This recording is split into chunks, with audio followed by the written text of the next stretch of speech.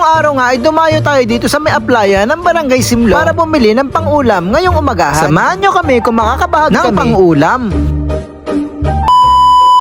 Bandang mag-aalas 6 pa lang ito ng umaga, naisip ko maghanap ng maiulam. Sabi ko pumunta muna tayo sa may apply at baka maraming makakahuli. At balita ko nga ay meron daite. Nagkakahulihan nga daw ng burig o batang baka. Ay titingnan natin kung tayo may maaabot pa. Ay di sama na naman rin dalawa kong pamangkay. At tunay na laging gusto'y kasama, hindi na magpaiwan sa bahay. Ay balita ko ngayon ay nagkakahulihan nga din kaya ako'y pandalas ng pagpunta din At kahit nga mag-aalas 6 pa lamang ay talaga namang maliwanag na at sisikat na ang araw. Ngayon bagay napakabilis ng lumiwanag. Hindi kagaya ng una-una na pagkagaling alas 6 pa lamang ay talaga naman napakadilim pa ng harapan. Sabi ko baka makakabili kahit 1 kilong isda. At namimiss ko mag-ulam at ako'y umay na lagi sa karne. Para namang lagi may karne. Hindi umay na ako at lagi ako nasa pistahan. Uhaw dahil hindi naman lagi mahilig mag-ano sa bahay ng mga karneng ulam. Pag may gulay at isda ayos na. Maganda nga ngayon tayo pumunta din para sariwang-sariwa ating lulutuin. Namakarte nga ako din sa may sitio Puaw. Pero na nga kayo tsurahan dati ay maraming bahay din ngayon lumipat na sila sa New Village. Dahil nga ay nabenta na sa makalapit naming kumpanya. Ay di ilan-ilan ang mga tao din nakatira. Ay nakatawag nga ng pansin sa akin itong mga napakaganda nila ditong mga nakatayong bahay-bahay. Wala ay cottage na pwede kang umupa din kung gusto mo lumigo sa dagat. Abay nilinis nila rin palibot na arit para naman nga daw mapuntahan ng mga tao. Abay may pagkarne-karne din pala din, may patuloy-tulay, may maganda din tanawan. Abay teka napapasarap yata akin pagbibidyo din makakatakas sa mga huli. Baka wala akong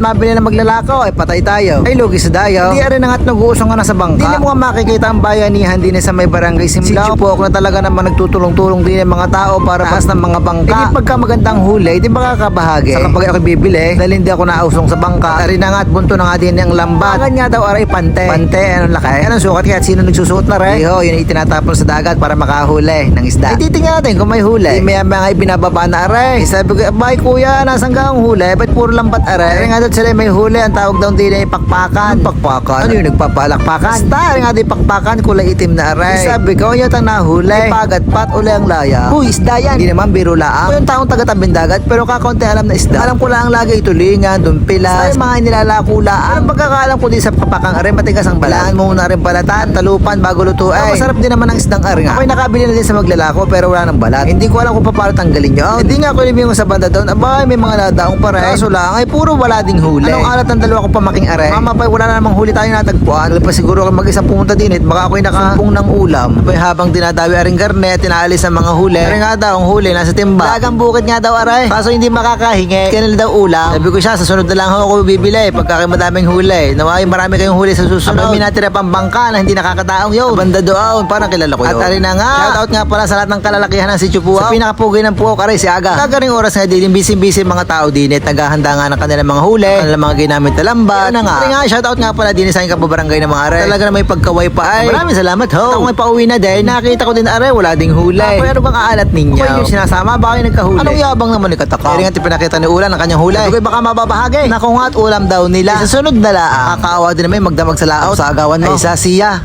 dyan na kayo.